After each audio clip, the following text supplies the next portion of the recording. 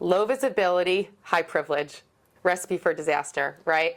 And the problem is it is very hard to figure out what are these accounts used for. So part of our intelligence goes out and finds out, is this account actively being used? Is it part of an app pool? Is it used to run a service? Is it used to run a scheduled task? And then we figure out the owner.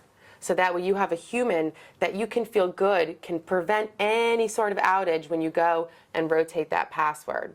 And when you go and onboard an account like that to a Vault, let's say CyberArk PAM, you also have to onboard all of those dependencies as well, or there's the false sense of security that you're actually protecting and securing those accounts effectively. So it's a pesky problem, and a lot of systems have these accounts buried deep inside of them. Oftentimes they're buried in heavily nested groups, part of tons of different roles, and nobody knows how to wrap their heads around it without the right level of reporting and automation.